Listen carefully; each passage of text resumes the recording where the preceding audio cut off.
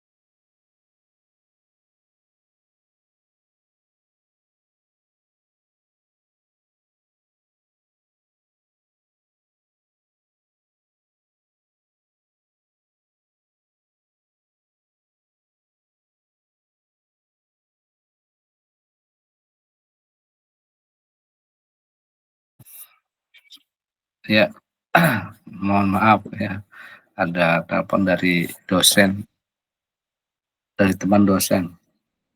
Ya, hari ini kita masuk di pertemuan ke-9 ya, pertemuan 9, tentu materinya mengenai hal ehwal, model dan jenis profesi di beberapa negara ya, ada yang disasar mungkin di Amerika dan di Eropa ya. Sebenarnya jenis pekerjaan juga ini nanti di Eropa kayak apa, di Amerika juga kayak apa. Namun sebelumnya kita awali dengan membaca basmalah terlebih dahulu. Bismillahirrahmanirrahim. Ada yang presentasi untuk minggu ini? Yang belum presentasi?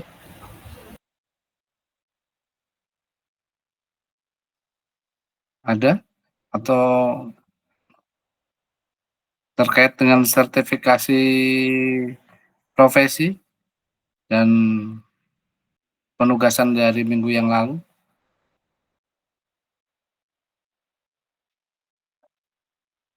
Sudah dikumpul ya? Oke, Muhammad El Korni. Silakan Mas. Ya Pak, kita dari ini mau presentasi Pak. Ya, saya buka penilaiannya dulu bentar ya. Mas El Korni dan teman-temannya on kamera dulu aja.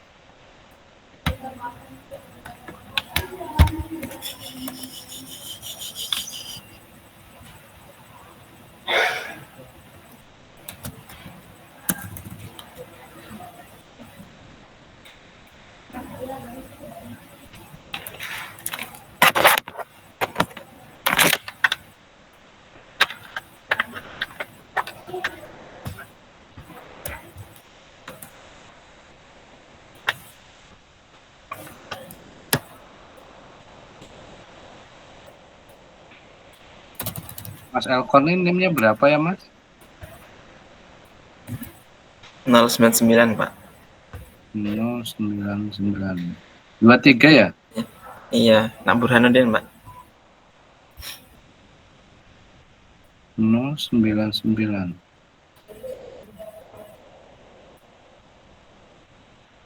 Oh ya, oke, Burhanuddin. Aku El Korni. Cuma Siap, namanya siap. aja Pak, buat aja. Ya, sama apa aja timnya? Ini ada Mas Julian Dava sama Arkian Rido dan Muhammad Zaki Muayat. 2 orang. Berempat Pak. Muhammad El Korni, Ada terus Julian Dava, saya Julian Dava, sebentar saya kasih tanda dulu. Mas Arkian Dava, Rido, oke. sama Muhammad Zaki Muayat. Arkian Ridho sama Zaki Muayat. Iya. Zaki Muayat itu NIM-nya berapa? 392. 392. Oh, Muhammad Zaki Muayat. Oke.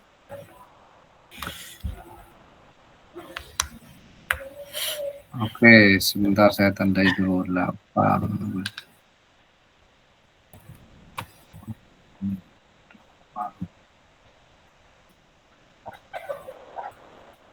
Oke, Mas, silakan.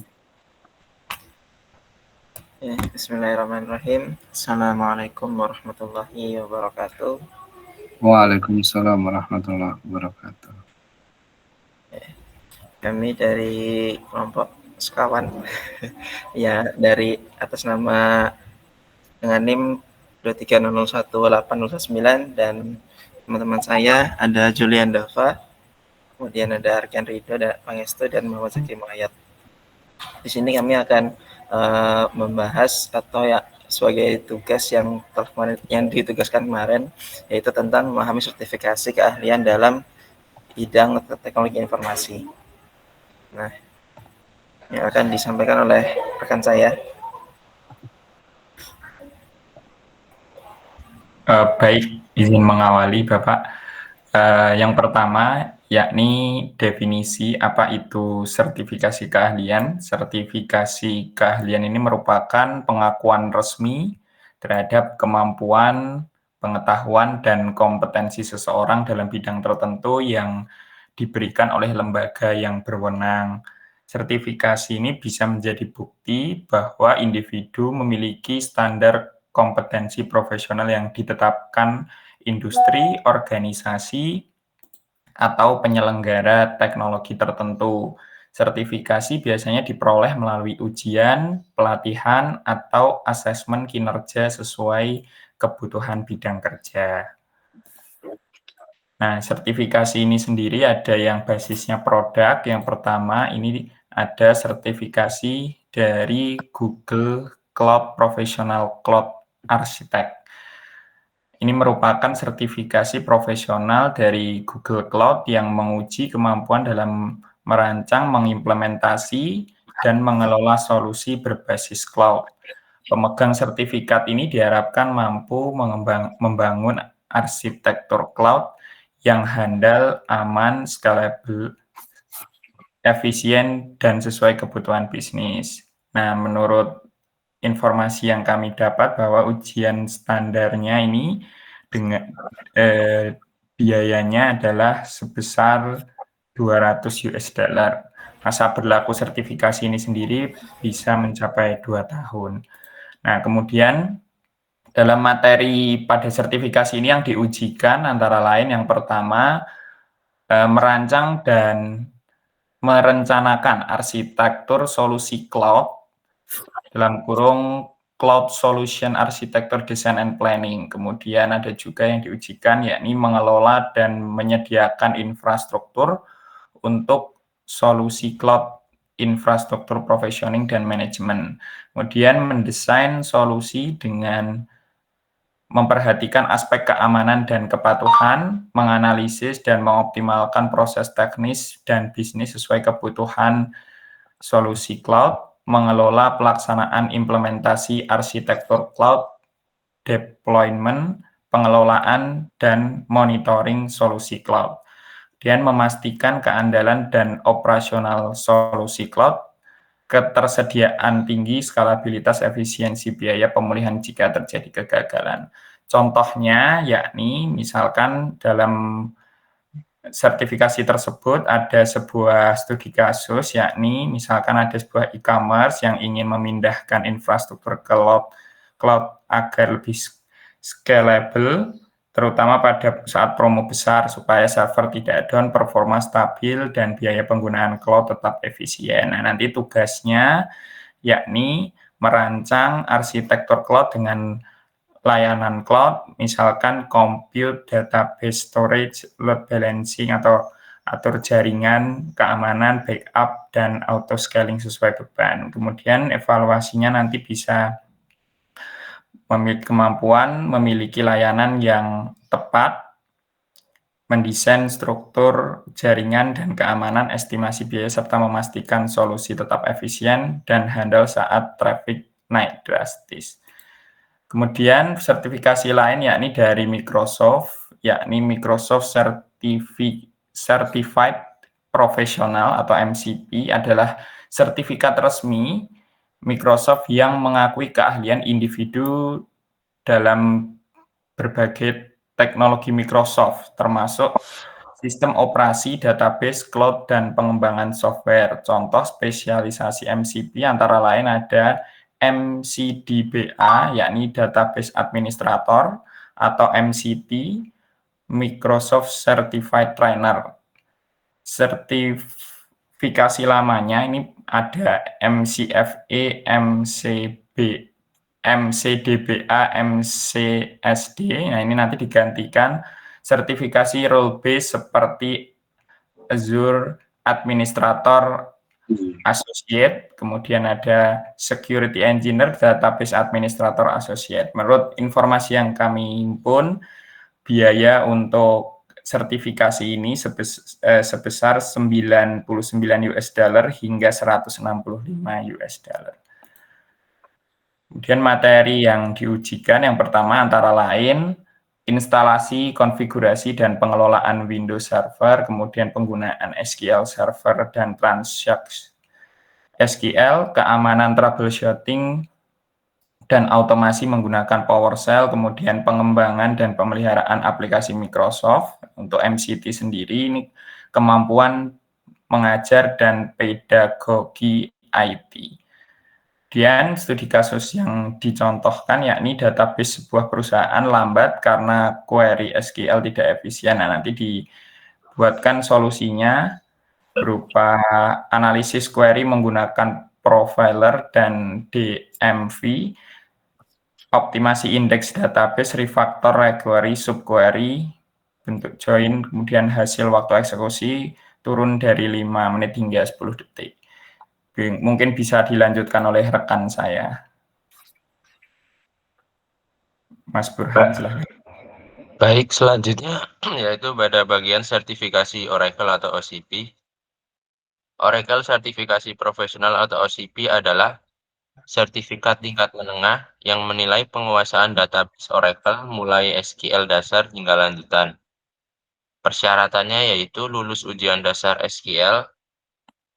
Yang kedua itu lulus ujian OCP lanjutan. Lalu untuk biaya sertifikasi OCP yaitu biasanya ujian OCP biasanya berkisar antara 245 sampai 400 US dollar.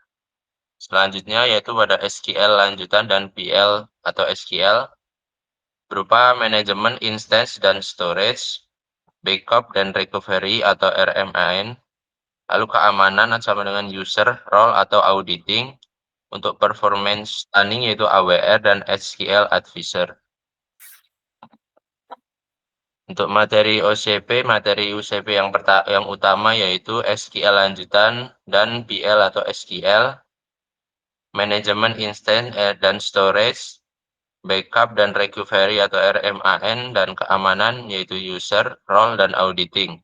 Selanjutnya yaitu performance tuning, AWR, dan SQL advisor. Untuk studi kasus dari OCP tersebut yaitu ada sistem perbankan mengalami SQL injection. Untuk solusinya berupa audit kode dan perbaikan query, dan gunakan bin variabel, terapkan less privilege. Lalu untuk hasilnya yaitu serangan SQL injection dapat dicegah dan data aman. Selanjutnya yaitu sertifikasi Cisco atau CCNP. CCNP atau Cisco Certified Network Professional adalah sertifikasi profesional untuk jaringan enterprise, mencakup konfigurasi router, switch, VLAN, routing, dan keamanan jaringan. Jalur sertifikasinya yaitu ada Enterprise Security, Data Center, dan ujian provider. Untuk ujian utamanya yaitu Ncore 350 sampai 401 core. Ujian spesialis yaitu IX NRC 300 sampai 410. Untuk biaya sertifikasi CCNP yaitu untuk care exam yaitu 400 US dollar. Construction exam yaitu 300 US dollar dan total minimalnya yaitu 700 US dollar. Penjelasan materi CCNP yaitu materi utama CCNP yaitu topik utama routing yaitu OSPF, EIGRP, dan BGP. Untuk switching yaitu ada VLAN, STP, dan HSRP. Untuk keamanan jaringan ada ACL, Port Security, and DHCP snooping. Untuk virtualisasi jaringan dan otomasi terdapat Python plus REST API. Lalu untuk studi kasus CCNP yaitu ada kasus seperti akses server HR harus dibatasi. Untuk solusinya yaitu berupa extended ACL, izinkan hanya subnet HR, terapkan pada interface router. Untuk hasilnya yaitu keamanan data pribadi dapat terjamin.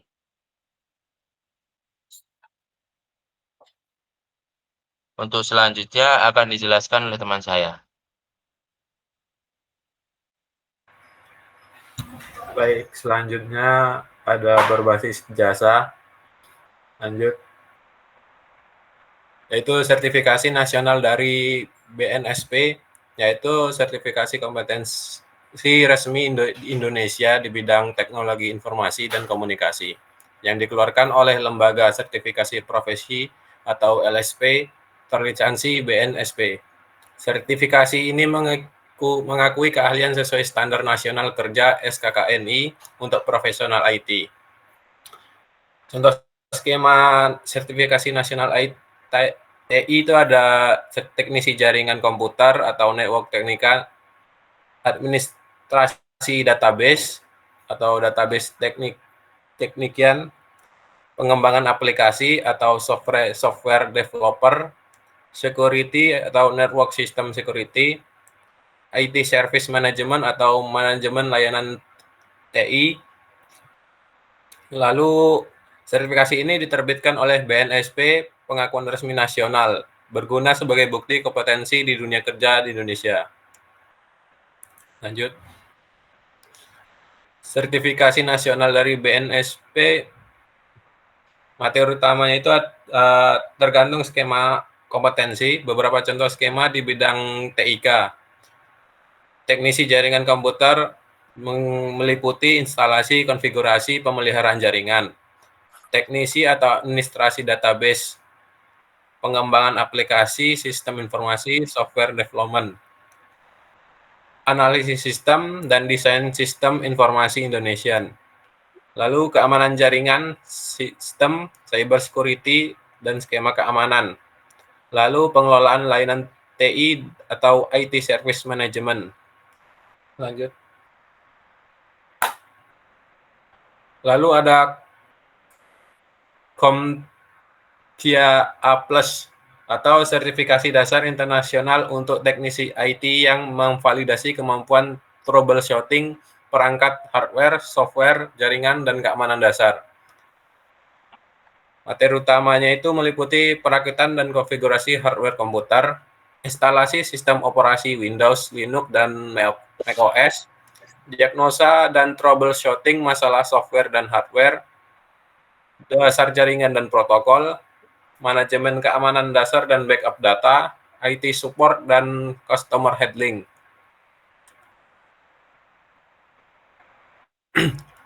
Lalu ada CompTIA Security Plus, yaitu sertifikasi keamanan cyber tingkat global untuk memvalidasi kompetensi dalam keamanan jaringan, manajemen risiko, dan respon insiden. Materi utamanya itu adalah keamanan jaringan enkripsi dan protokol keamanan, firewall, IDS, IPS, dan akses kontrol, manajemen risiko dan kebijakan keamanan, serangan cyber dan pencegahannya, insiden response, dan digital forensik dasar. Lanjut. Lalu ada AWS Certified Solutions Architect Associates, yaitu sertifikasi cloud computing untuk merancang, menerapkan, dan mengelola infrastruktur cloud scalable berbasis Amazon Web Service.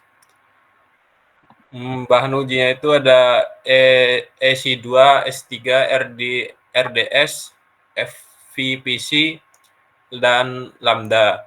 Lalu high availability dan auto scaling. Lalu cloud security dan IAM, load balancing and deployment architecture, disaster recovery and backup. Lanjut.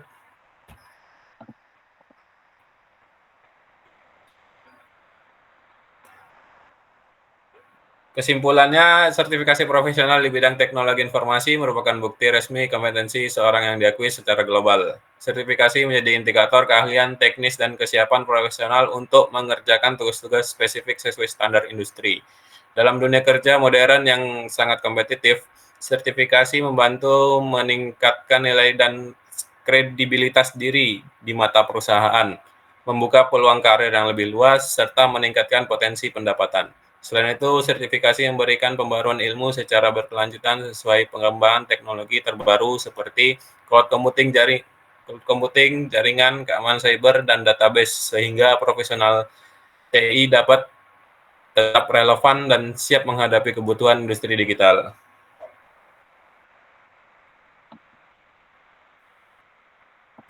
Baik, mungkin itu yang dari materi yang dapat kami sampaikan dari tim kami. Nah, mungkin dari teman-teman semua ada yang ingin ditanyakan terkait materi yang kami sampaikan. Ya, silakan, ada yang ditanyakan. Saya kira materinya bagus ya. Jadi tadi masing-masing sudah menyajikan. Cuman mungkin sebelum ke teman-teman, ini kan 4 presenter ini sudah mendalami ya berkaitan dengan sertifikasi yang itu insya Allah di bekal kalau misalkan kalian ambil. Mungkin saya bertanya ke 4 ini, Mas Arkian, ya, Mas Burhan, sama Mas Zulendaba, sama Mas Muayyad. Kalau dari apa yang disampaikan, ada nggak kalian tertarik ke yang mana itu? Masing-masing dijawab. Bidang kalian kira-kira dari sertifikasi yang sudah kalian sampaikan, tertarik yang mana itu? Alasannya apa? Terima kasih.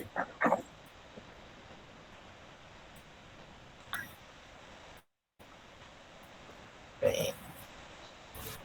Yang dulu monggo lah, Mas, Mas yang Mas Burhan dulu boleh ya. Mas, ya.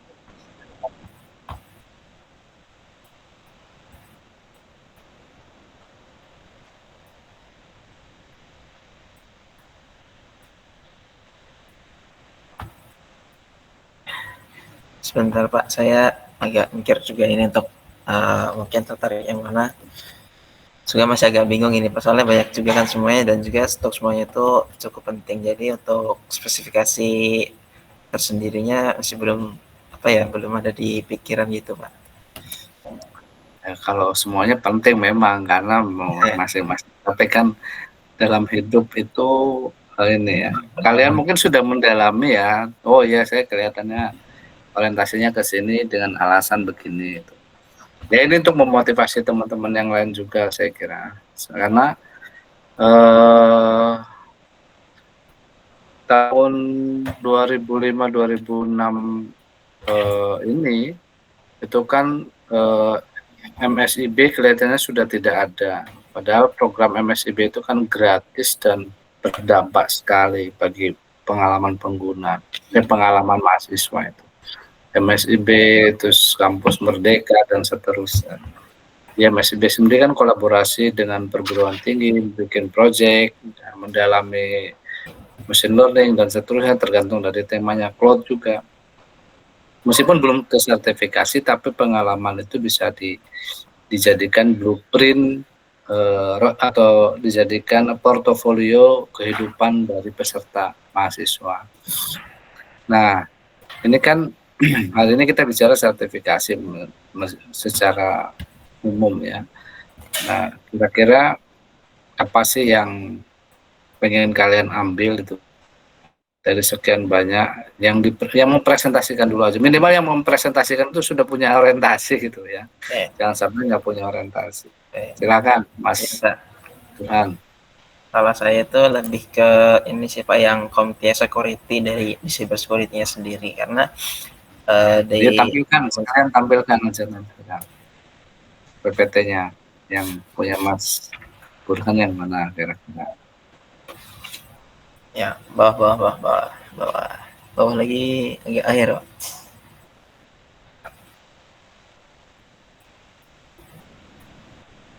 Yang oke. Lagi, nah ini atasnya, oke.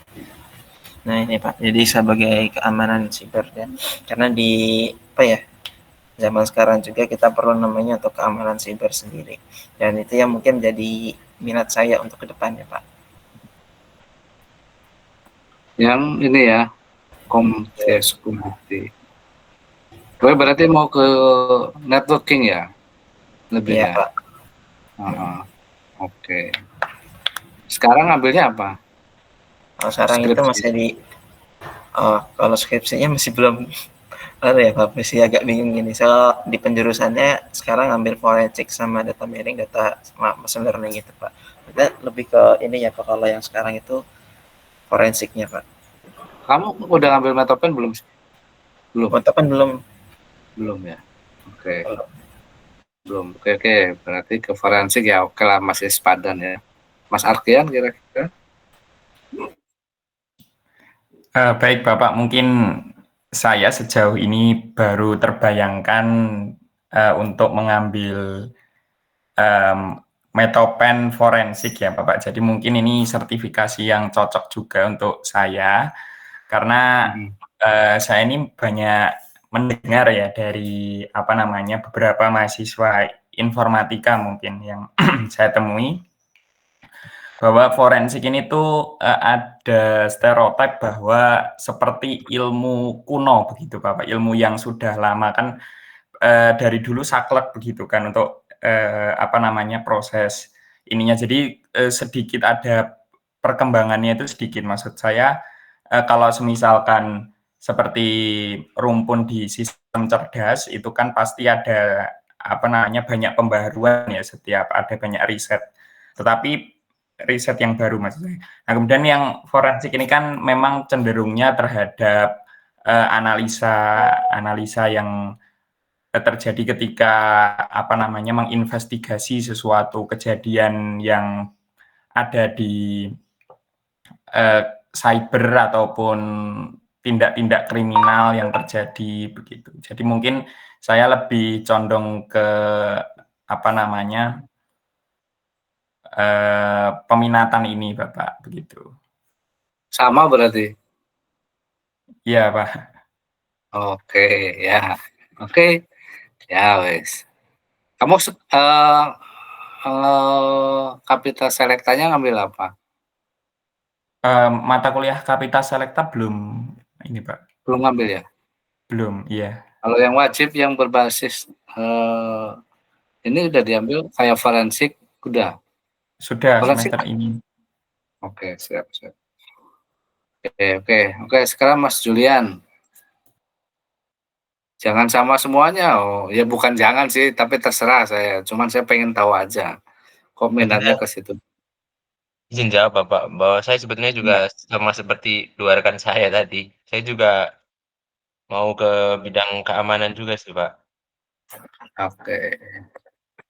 Bidang keamanan. Di sini juga. Gimana Pak? Di sini di Comtia Security ini. Iya, Comtia Security. Saya juga mengambil mata kuliah pilihan forensik juga sih Pak. Oke. Mayat. Sama juga. Jawab Bapak, belum terpikirkan sama sekali Pak kalau saya Pak. Oh, belum terpikir ya. Belum Oke. Pak. Kamu meminatannya kemana rencananya? Kalau saya lebih ke pemrograman web dinamis Pak dari software engineering ya. Iya.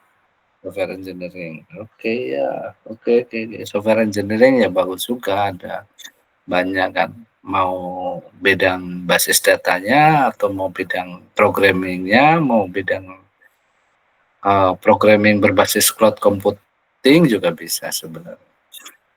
Oke. Ya, terima kasih Mas Muayat. Monggo dari yang lain mungkin ada yang bertanya. Edisi gratis yang nggak ketemu ya? Adanya berbayar semua ya? Iya Bapak, belum ini nampilkan Misalkan yang ada promo kan bagus juga nih, promo tahun 2026 misalkan kan, bisa disajikan. Oke, makasih Mas Burhan, Mas Arkian, Mas Dava, sama Mas Muayat. Ditutup, udah ya tadi ya? Belum Pak. Baik, terima kasih teman-teman semua. Mungkin ini dapat kami sampaikan, kurang lebihnya kami mohon maaf.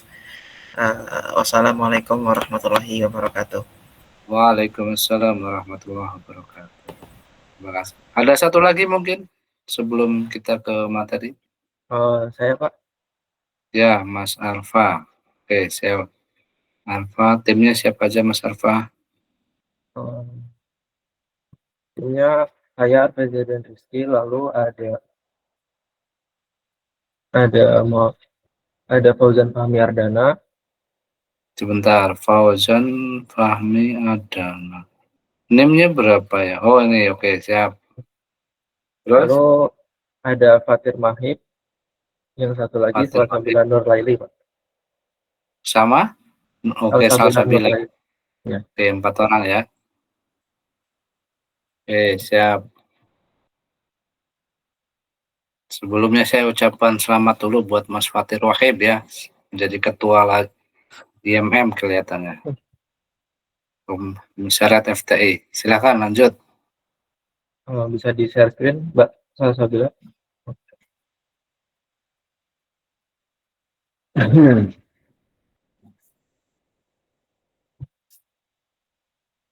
Kemarin pesaingnya Mas Arkian ya, sama Mas Dava.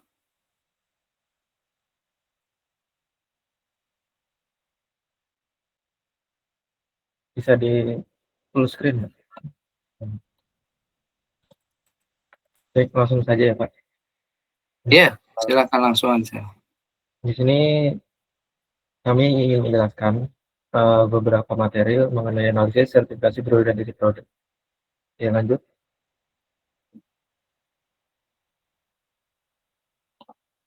Ini yang tadi sama anggota saya jelaskan.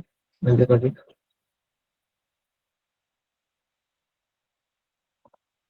Baik, ini ada penjelasan dulu sebelum masuk ke materi, yaitu sebuah pengantar. Sertifikasi berorientasi produk ini adalah sertifikasi profesional yang dikeluarkan oleh perusahaan teknologi. Tentunya hal ini untuk memastikan bahwa seseorang itu punya kompetensi di bidang tersebut. Nah, sertifikasi ini berfungsi sebagai bukti keterampilan yang masuk ke dalam standar global, sehingga kredibilitasnya sangat kuat untuk pemegang sertifikasi. Nah, untuk mahasiswa dan praktisi TI, sertifikasi ini memberikan nilai tambah dalam karir, membantu memenuhi kebutuhan industri, serta meningkatkan kepercayaan diri saat mengelola platform teknologi tertentu. Perusahaan juga memperoleh manfaat karena dapat merekrut kandidat yang sudah bersertifikasi. Lanjut. Ini yang pertama, yaitu adalah MCP, yaitu Microsoft Certified Professional. MCP ini merupakan sertifikasi resmi dari Microsoft yang tujuannya untuk memilih seseorang itu memiliki kemampuan untuk mengelola, memverifikasi dan memelihara produk berbasis Microsoft. Lalu sertifikasi ini mencakup berbagai domain seperti operasi Windows, Windows Server, Azure Cloud, dan keamanan database.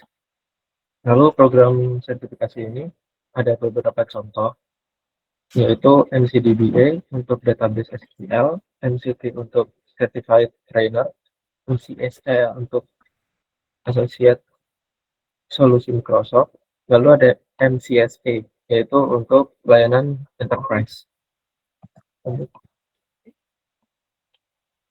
Selanjutnya ada requirement dan syarat menurut MCP. Syarat pertama yaitu memahami Windows Server. Di sini ada 3 hal, yaitu AD, DNS, dan DHCP. Selanjutnya itu penguasaan dasar cloud, yaitu Azure, sesuai jalur sertifikasi. Lalu ada pengetahuan dasar jaringan dan kemampuan troubleshooting sistem. Yang kedua ada syarat administrasi, yaitu akun Microsoft. Lalu ada identitas resmi saat ujian, pendaftaran ujian melalui proses view. Lalu yang ketiga yaitu rekomendasi sebelum ujian. Ada pengalaman 6-12 bulan dengan Windows Server atau Cloud. Lalu selanjutnya ada mengikuti kursus Microsoft Learn, praktik dan bootcamp. Lanjut. Nah, di sini kami mengambil dari beberapa referensi mengenai biaya MCP, yaitu untuk ujiannya per modul dikenai biaya sebesar $99 sampai $165. Untuk pelatihan sendiri yang bervariasi, itu bisa hybrid, bisa online dan offline. Lalu untuk retake exam itu juga dikenakan biaya seperti ujian yang tadi dilaksanakan. Lalu ada biaya tambahan yang bersifat opsional tentunya, yaitu ada voucher praktis tes, lalu ada langganan les atau kelas kredit fungsional.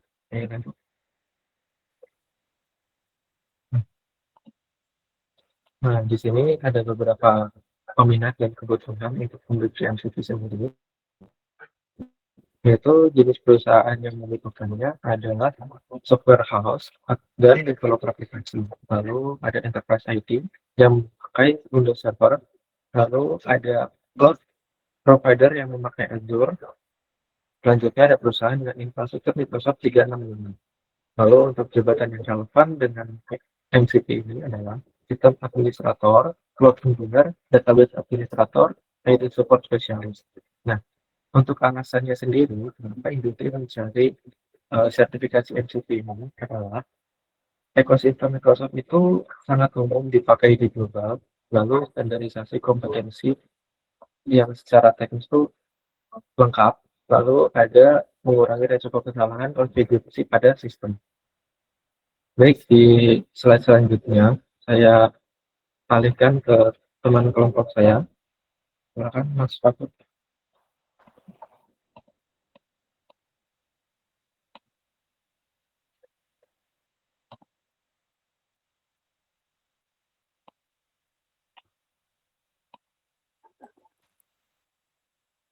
Halo Mas Fatir, ada di unit mungkin. Baik, sebelumnya terima kasih Mas Arwa. Di sini saya akan melanjutkan di bagian OCP, Oracle Certified Professional.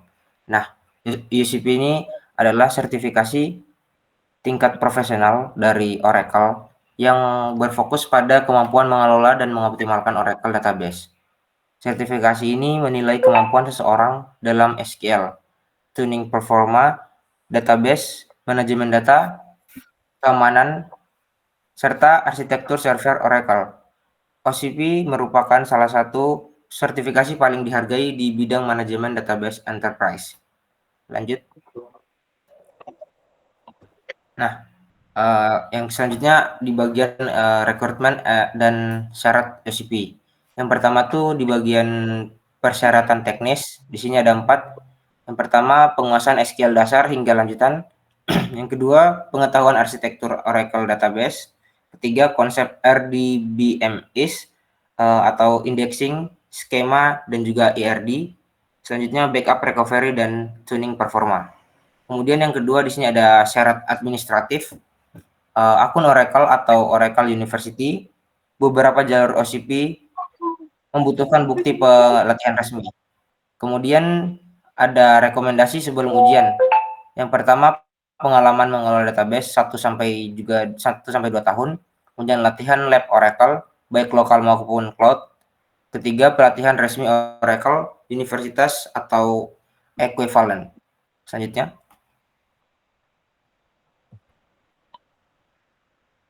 Di sini ada estimasi biaya OCP. Yang pertama, biaya umum. Nah, ujian OCP itu biasanya berkisar 245 sampai 450 US dollar tergantung levelnya. Kemudian training resmi Oracle biasa sangat tinggi ya. Kemudian retake exam biaya sama seperti attempt awal. Kemudian ada tambahan biaya potensial juga di materi belajar, lab cloud, dan juga modul resmi. Kemudian sertifikasi tingkat OSIET atau prasyarat. Lanjut. Nah, di sini ada peminat dan kebutuhan industri OCP. Industri yang banyak menggunakan Oracle. Yang pertama tuh ada perbankan vintage, dan yang kedua perusahaan enterprise skala besar. Yang ketiga lembaga pemerintah, dan juga industri telekomunikasi dan energi. Kemudian posisi relevan dari OCP ini di bagian database administrator, data engineer, dan juga sistem atau data analis. Kemudian alasan perusahaan memilih OCP itu sendiri ada 3. Nah, yang pertama tuh Oracle terkenal stabil dan aman untuk data besar. Kedua, banyak sistem kritis tergantung pada Oracle database. Dan yang terakhir yaitu standarisasi keahlian sangat penting untuk sistem besar. Mungkin selanjutnya bisa dilanjutkan oleh rekan saya. Oke, kemudian ada sertifikasi Cisco CCNP. Nah, sertifikasi ini adalah sertifikasi jaringan tingkat profesional dari Cisco yang mengukur kemampuan mengelola, mengkonfigurasi, dan memecahkan masalah jaringan berskala menengah hingga besar. Sertifikasi ini mencakup bidang seperti routing, switching, keamanan jaringan, automation, wireless, dan enterprise networking. Untuk requirement dan syarat CCNP ini, yang pertama persyaratan teknisnya itu memiliki pengetahuan CCNA atau equivalent. Kemudian memiliki pemahaman routing dan switching seperti OSPF, ada BGP, AI, GRP. Kemudian ada konfigurasi VLAN, trunking, STP, dan ACL. Kemudian ada dasar keamanan jaringan seperti VPN dan firewall. Syarat administratif. Yang pertama ada memiliki akun Cisco atau Prison View. Track CCNP, yaitu Enterprise, Security, Data Center, dan sebagainya. Kemudian rekomendasi sebelum melakukan ujian sertifikasi itu pengalaman jaringan 1-2 tahun. Kemudian melakukan lab praktik GNS3, packet tracer, EVNG, router, and switch basic. Kemudian ada bootcamp atau modul Cisco Prex. Estimasi biaya CCNP. Untuk ujian core itu di sekitar 300 US dollar. Untuk ujian concentration itu di kisaran 300 US dollar juga. Kemudian total minimal itu 600 US dollar. Adapun biaya tambahan itu jika mengikuti lab perangkat, jika memakai hardware khusus resmi, kemudian retake exam biasanya sama seperti ujian awal. Untuk peminat dan kebutuhan industri OCP, jenis perusahaan yang dibutuhkan itu ISP, yaitu Internet Service Provider. Kemudian ada konsultan IT dan integrator jaringan, perusahaan besar dengan infrastruktur jaringan kompleks, dan data center dan cloud provider. Alasan perusahaan memilih CCNP. Yang pertama itu ada Cisco menjadi standar global perangkat jaringan. Kemudian sertifikasi menunjukkan keahlian konfigurasi. Tingkat lanjut. Sistem jaringan kritis membutuhkan profesional terlatih. Nah, jabatan yang relevan untuk sertifikasi ini yaitu ada Network Engineer, Infrastructure Engineer, Network Security Specialist. Nah, di sini ada perbandingan dari MCP, OCP, dan CCNP. Yang pertama, aspek fokus bidang. Kalau MCP itu lebih di sistem atau server atau cloud Microsoft. Kalau yang fokus bidang di OCP itu database Oracle, sedangkan yang CCNP itu lebih di jaringan dan infrastruktur. Tingkat kesulitan dari MCP itu menengah, kalau OCP itu menengah ke tinggi, sedangkan CCNP itu tingkat kesulitan yang tinggi. Untuk estimasi biaya, MCP itu sekitar 99 sampai 165 US dollar, untuk OCP itu 245 sampai 450 bahkan lebih US dollar. Kemudian untuk CCNP itu lebih dari 600 US dollar. Prospek kerja untuk MCP itu di sistem admin atau cloud engineer. Untuk OCP itu bisa di DBA atau data engineer. Kemudian di CCNP itu di network engineer. Kemudian level profesionalnya MCP itu dari entry ke middle. Kemudian kalau OCP itu middle ke senior. Kalau yang CCNP itu middle ke senior juga.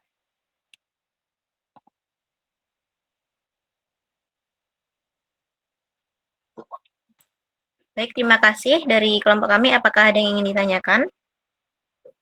Pertanyaan saya sama untuk yang 4 tadi, Mbak Salsa, Mas Arfa, Mas Fatir Wahib, sama satu lagi siapa tadi? Jadi presentasi enggak ya? Yang dipanggil-panggil Mas Arfa? Oh, yang namanya program miliarder itu lagi magang. Ini tadi ditanyain. Kalian aja yang ini presentasi. Jadi tadi Mas Ardana nggak presentasi ya? Iya, dia yang buat materinya. Oh, ya, oke. Dari ya buat kan bareng-bareng atau memang dibuat dia semuanya? Ada beberapa yang dibuat bareng-bareng, ada yang dibuat per orang. Ya, oke. Pertanyaannya dijawab dari yang tadi itu. Kira-kira Mas Dari saya dulu. Kalau saya itu karena dari awal dulu semester 5 ngambilnya forensik sama apa namanya hal-hal yang berbau rata, jadinya saya minat juga ke forensik digital, Pak. Nah, di Metopen kemarin saya juga ambil forensik digital, terus habis itu nanti lanjut ke skripsi. Kemarin saya juga sempat ini Pak, nyari magang di bagian forensik digital.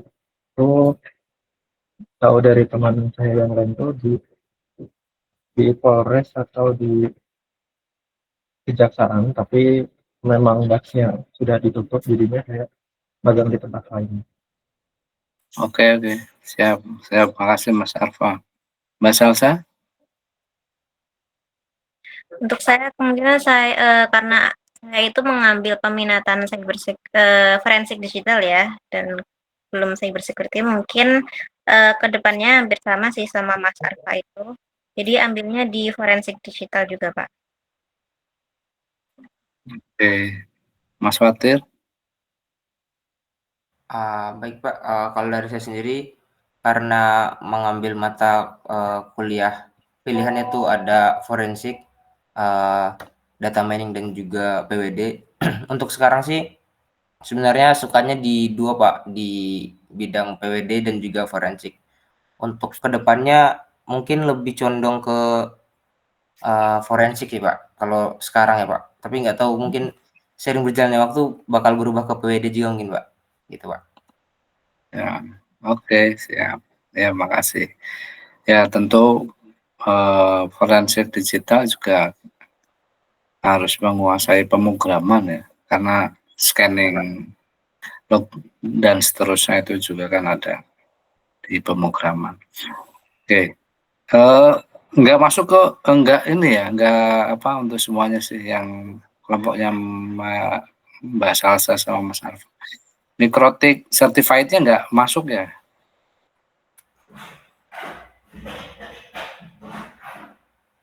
Kan Mikrotik certified kelihatannya lagi populer juga karena UAD sendiri pakai infrastrukturnya Mikrotik tuh. Tidak pakai yang Cisco itu. Beberapa perusahaan khususnya banyak di Indonesia ya yang belum terlalu besar. Kalau Cisco memang kapasitas memang untuk perusahaan-perusahaan besar notabene. CCNP itu tadi. Kalau Mikrotiknya yang nggak masuk, estimasi Mikrotik biayanya berapa? Belum tahu ya?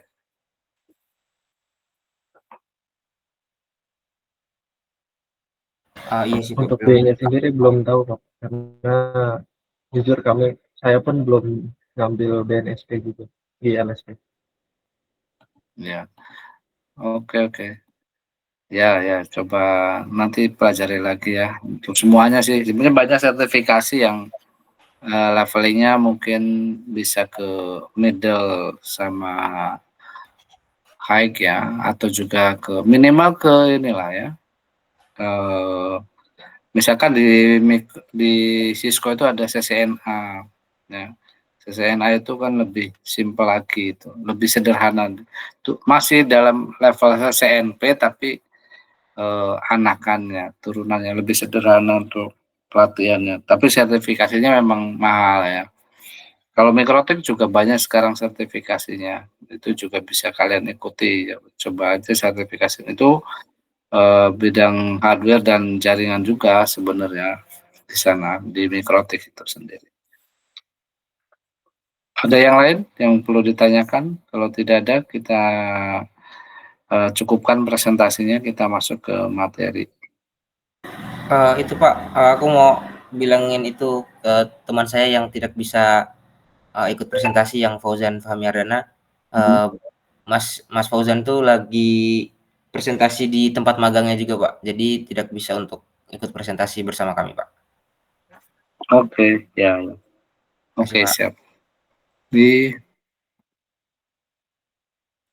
Ya, udah ditutup Mbak Salsa. Tadi terakhir yang ini Mbak Salsa ya.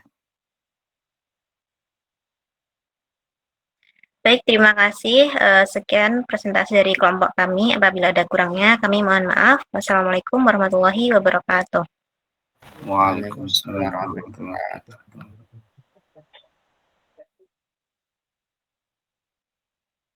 Ya, saya masuk ke materi hari ini. Saya agak lupa.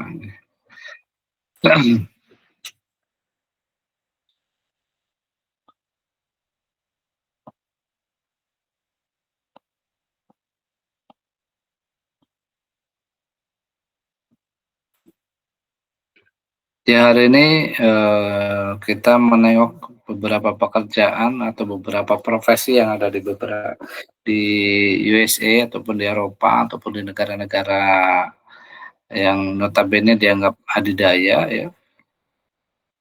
Mungkin ini menjadi potret juga, apakah ini kondisi 100%? Ya, tentu berangkat dari beberapa referensi kondisinya memang seperti itu. Mungkin sekarang sudah berkembang sangat pesat ya, di beberapa negara ini tentunya, apalagi bicara tentang perkembangan teknologi. Meskipun aja pesaingnya ya, kalau di Asia ada Jepang ya, kemudian juga ada Thailand ya, kalau Asia Tenggara itu di Thailand juga cukup pesat perkembangan teknologinya itu. Meskipun di Thailand sendiri ketika kemarin saya ada pengabdian di sana itu relatif masyarakatnya ya, mungkin masyarakat bawah itu, masyarakat di pesisir dan seterusnya, itu tidak kentara bahwasanya teknologi di Thailand cukup berkembang pesat.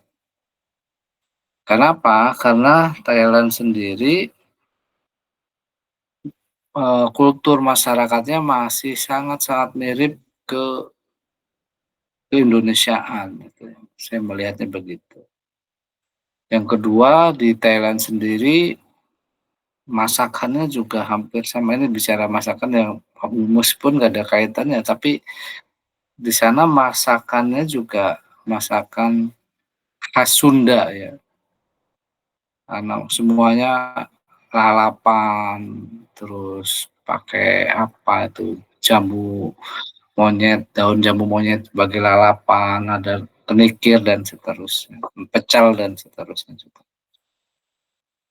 Tapi di kota besarnya mungkin karena pabrik-pabrik teknologi berkembang pesat di sana, ya saya kira sangat berdampak sekali teknologi itu mempengaruhi pendidikan.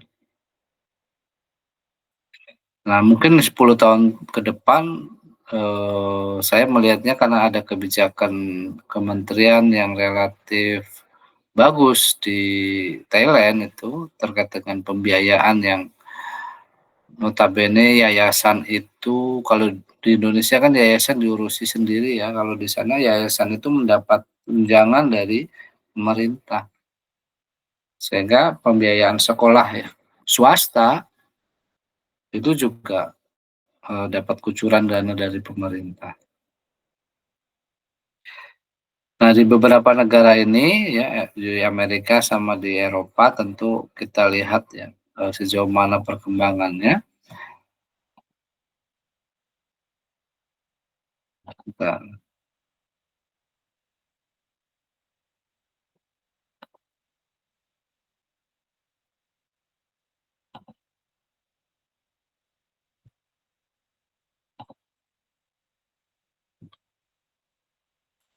Ya, kita di tahun 2024 itu ini adalah 5 profesi yang cukup populer ya. Top yaitu ada software developer masih menjadi peminatan yang luar biasa di software developer karena memang nggak mungkin lepas perkembangan teknologi. Kemudian ada data science, ada cyber security analyst, ya. Kemudian ada cloud engineer dan AI dan machine learning spesialis. Ya, ini di tahun 2024, artinya baru 1 tahun kemarin ya. Di 1 tahun kemarin ada software, ada data science, cyber security analyst, dan cloud engineer. Ada AI dan ML spesialis. Di Amerika Serikat memiliki karakteristik yang mencerminkan kebutuhan industri teknologi yang terus berkembang ya. Di negara ini terbagi dalam beberapa kategori berdasarkan bidang pekerjaan, spesialisasi, dan struktur kerja. Jadi Karena ada 3 level, 1 level pekerjaan, yang kedua level spesialis, dan yang ketiga struktur kerja. Jadi pengkategoriannya ada 3 ya. Kalau berbasis spesialisasi ataupun keahlian ya, di sana dia keahlian tertentu ya, misalkan pada pengembangan perangkat lunak, keamanan cyber, kecerdasan buatan, ataupun pengolahan data. Biasanya ada software developer, ada front end, ada back end, ada full stack, kemudian ada data science, ada cyber security analyst. Berbasis spesialisasi ataupun berbasis keahlian. Kemudian berbasis industri, ya biasanya pekerjaan ini ya. Di negara maju khususnya di Amerika itu ada sesuai dengan fokus pekerjaannya. Kalau dia di bidang kesehatan ada spesialisasinya, ada sertifikasinya. Kemudian di bidang keuangan juga ada, di bidang hiburan juga ada, pendidikan, manufaktur juga ada. Contohnya di bidang kesehatan itu ada health IT spesialis. Ya. Itu fokus pada sistem informasi kesehatan. Jadi sertifikasi yang fokus pada sistem informasi kesehatan. Fintech juga sama. Ya, konsentrasi sertifikasi di bidang aplikasi keuangan. Ada game developer, pengembangan game ya. Mungkin di Indonesia belum sampai ke sini ya. Dia pekerjaannya di rumah sakit ya nggak ada sertifikasi. Dia sertifikasinya tentang IT secara khusus. Misalkan tentang programmer pada umumnya tadi spesialisasi. Tapi concern ke kerjaan ya, dia bekerja di perusahaan farmasi misalkan, maka ada IT kefarmasian. Nah, ini belum ke sana sertifikasinya. Sertifikasi masih menggunakan sertifikasi spesialis. Kalau di Amerika, di Eropa itu sudah menggunakan struktur pekerjaan. Dia di bidang kesehatan maka ada IT kesehatan. Bidang keuangan ada IT keuangan. Bidang pengembangan game ya IT sertifikasinya itu. Kalau pekerjaan-pekerjaannya ada cukup beragam ya. Di Amerika itu dia menggunakan remote. Kalian mungkin pernah nonton di Instagram ya, ada pemuda Kulon Progo yang dia melakukan remote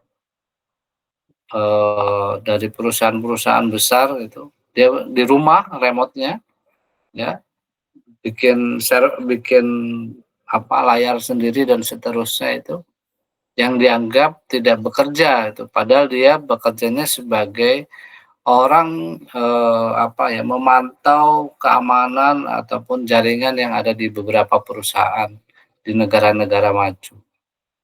Ya. Itu. Jadi kadang kita di Indonesia itu masih terpesona dengan bekerja itu ya harus keluar dari rumah. Gitu. Kalau nggak bekerja, kalau di rumahnya misalkan dia nggak bekerja keluar ya itu belum dianggap bekerja. Padahal kalau dari sisi di Instagram tersebut dia diwawancarai, di media juga diwawancarai. Pemuda tersebut itu kurang lebih mengelola ratusan server ya, melalui remote itu. Dan gajinya di atas 100 juta per bulan. Meskipun oleh masyarakat dianggap tidak bekerja. Karena tidak kelihatan keluar rumah atau bekerja dan seterusnya.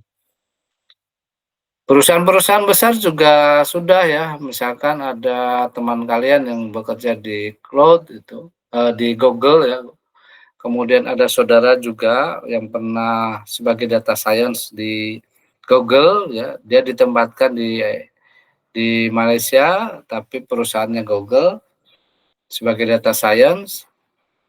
Dia hanya ke kantor itu dalam 1 minggu 2 kali, sisanya adalah bekerja lewat apartemen. Di apartemennya, remote, ya di kos-kosannya.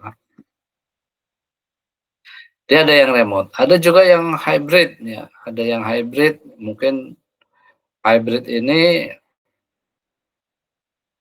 ini yang tadi yang saya sampaikan di Malaysia itu ya hybrid masuknya ya, tidak full remote, tapi hybrid. Biasanya kita dengan adanya remote dan hybrid ini sebenarnya perlu berpotensi untuk menggali orang-orang yang punya kompetensi yang luar biasa di bidangnya, dan itu tidak bisa on-site, tapi lebih ke remote-nya. Kemudian berbasis proyek ya, berbasis proyek juga ada pekerjaan yang berbasis proyek. Banyak profesi di AS yang bekerja sebagai kontraktor, independen ataupun freelancer ya. Misalkan di platform Upwork, Total, atau kemudian ada Fiverr ya. Ini juga freelancer. Saya pengen menugaskan di minggu depan ya, berkait dengan materi hari ini. Silakan dikumpulkan juga, tolong cari informasi dan sumbernya tentunya berkaitan dengan pekerjaan yang cukup marak saat ini di dunia IT, namun bisa dilakukan secara remote ya, dan juga sifatnya freelancer ya, sifatnya freelance ya, sifatnya freelance. Silakan nanti kalian identifikasi itu. Bagi yang belum presentasi, tentu biasa presentasi, bagi yang sudah dikumpulkan juga. Jadi freelance, estimasi gajinya berapa, kalian cari identifikasi itu ya. Bidangnya apa, kemudian apakah bisa freelance, tentu dicari juga. Kemudian untuk remote-nya seperti apa. Itu ya untuk tugas minggu depan. Silahkan disusun PPT-nya aja, langsung ke PPT tanpa harus proposal. Startup di beberapa negara maju sangat tinggi sekali ya. Inovasi teknologi, banyak startup di Silicon Valley. Silicon Valley merupakan kawasan industri yang perkembangan teknologinya sangat pesat itu di Amerika, di Austin, dan kota-kota teknologi lainnya ya. Startup biasanya memiliki lingkungan kerja yang sangat cepat dan fleksibel. Ada big tech, perusahaan besar seperti Google menyediakan peluang karir yang stabil dengan gaji yang cukup tinggi. Jadi startup itu biasanya gajinya ya belum terlalu tinggi, tapi perusahaan-perusahaan besar itu sudah tinggi ya. Di startup menawarkan inovasi yang cepat biasanya, sementara big tech menyediakan kestabilan dan manfaat kerja yang kompetitif. Basisnya sertifikasi, ada keahlian formal melalui AWS ya. Ada cloud computing misalkan, ada CCNA, jaringan, kemudian ada keamanan cyber, ada CISSP ya. Ini juga sertifikasi yang berlaku di Amerika ya, jadi ada AWS juga ya. AWS mungkin kalian cukup sering mendengar iklannya ya, Certified Solution Arsitektur ini biasanya.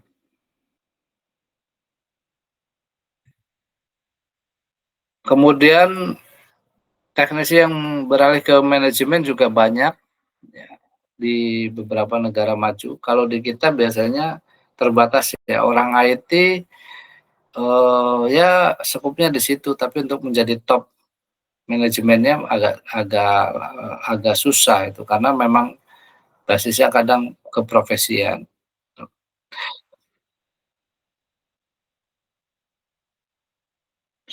Tapi di Amerika atau di beberapa negara maju itu dari teknisi bahkan bisa larinya ke manajer ya, dari teknisi bisa larinya ke manajer. Kesempatan itu berpeluang sangat besar.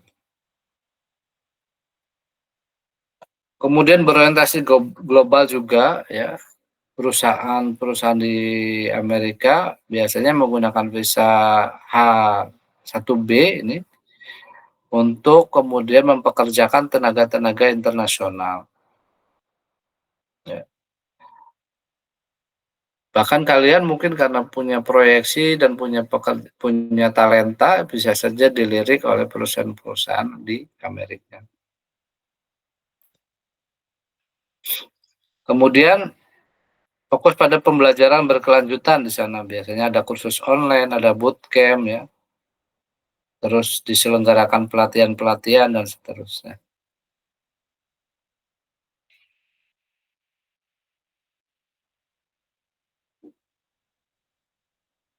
Ini kesimpulannya ya.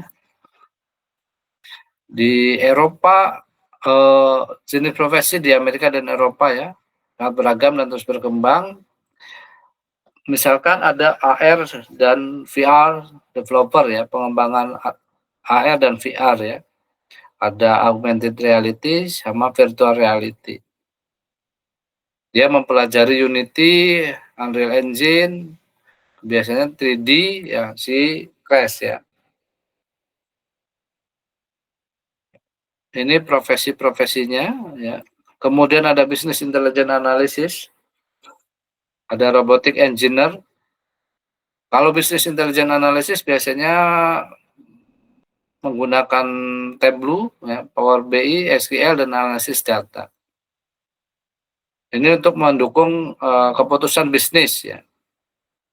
Sebenarnya bisnis intelligence ini sangat menarik juga, tapi saya nggak tahu di Indonesia ada nggak sertifikasi tentang business intelligence analysis ini.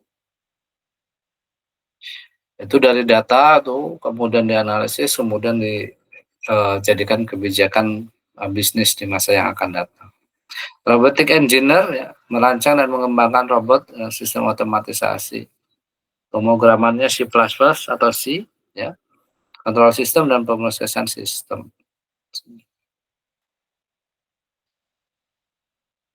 AI dan ML engineer ya, mengembangkan sistem berbasis AI biasanya menggunakan pemrograman Python, TensorFlow, ya, algoritma AI, pembelajaran mendalam atau deep learning.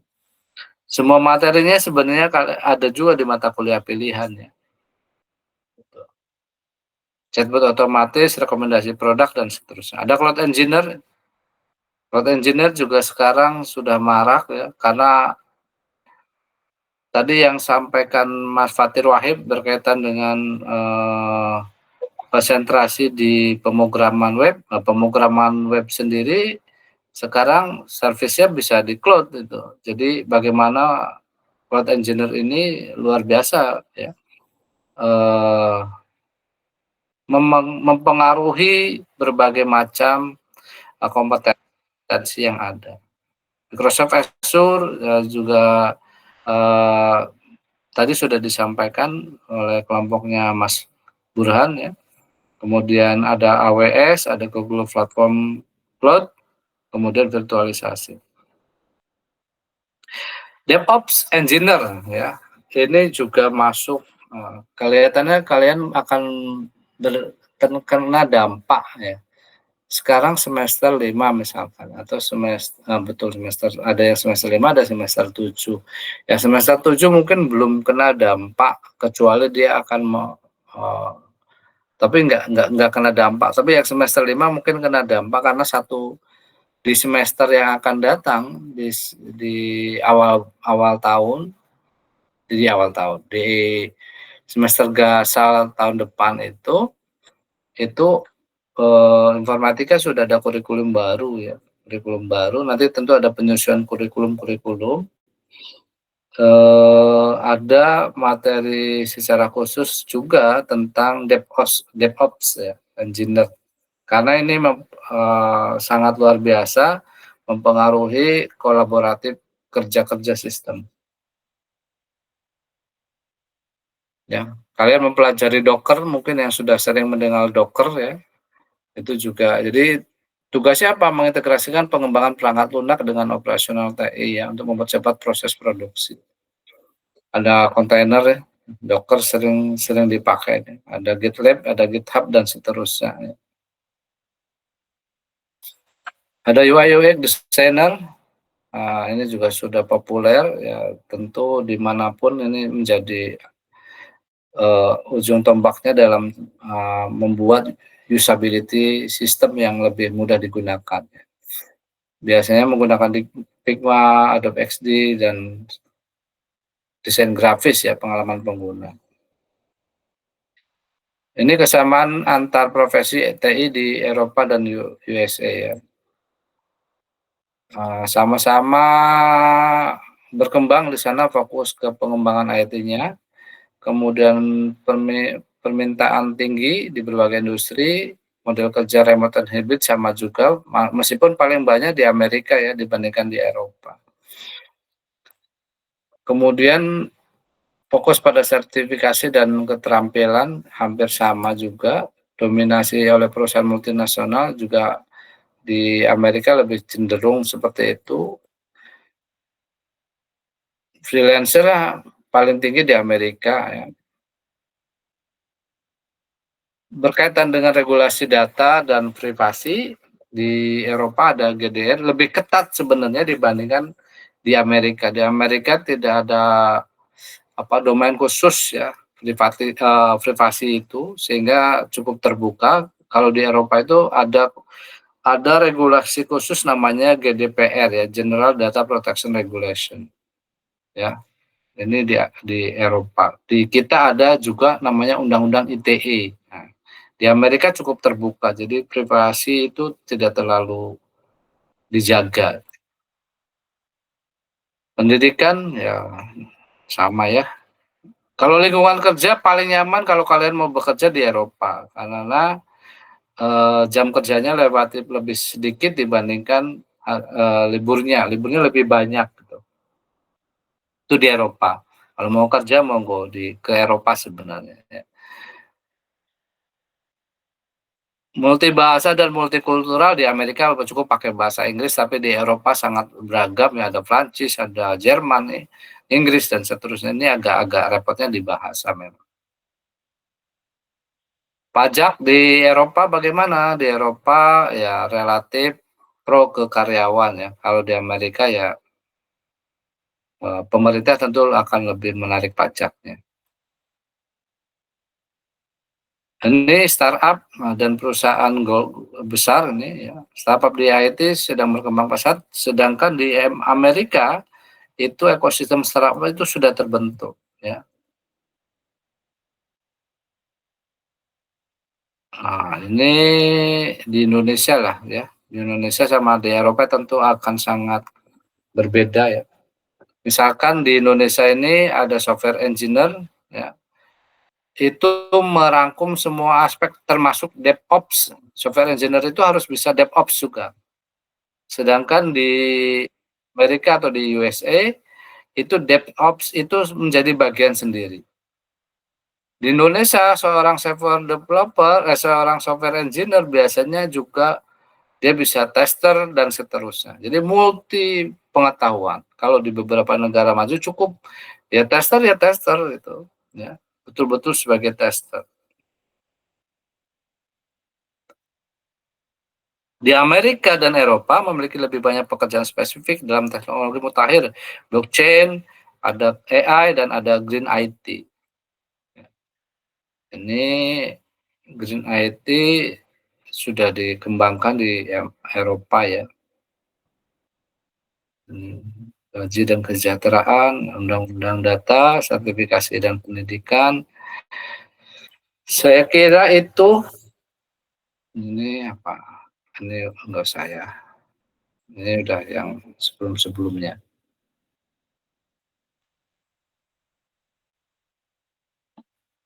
Itu ya yang bisa disampaikan. Saya kira besok presentasinya akan sangat menarik karena dari tugas hari ini kalian akan tadi berkaitan dengan dunia kerja yang bisa di remote, kira-kira bidang apa saja, kemudian freelance seperti apa, gajinya estimasinya berapa, jam kerjanya berapa. Itu ya untuk tugas minggu depan, monggo nanti disiapkan yang belum presentasi, karena memang ada penilaian presentasi sendiri. Nanti setelah presentasi semuanya ada tugas project ya terkait dengan analisis sosial, ansos ya. Nanti secara instrumen saya sampaikan setelah presentasi semuanya dilakukan. Masih ada berapa presentase ya? Masih kurang 1, 2, 3, 4, 5, 6, 7, 8, 9, 10. Ada 10 mahasiswa yang belum presentasi, ya. Berarti mungkin kurang lebih 2 kelompok lagi ya. Pas minggu depan 2 kelompok terakhir. Ada yang ditanyakan untuk hari ini? Saya kira karena ini juga waktunya udah habis, saya 5 menit lagi harus masuk kelas lagi. Kita cukupkan ya, saya presensi dulu ya. Top presensinya kalian mandiri aja ya, saya bukakan lewat mandiri supaya lebih enak.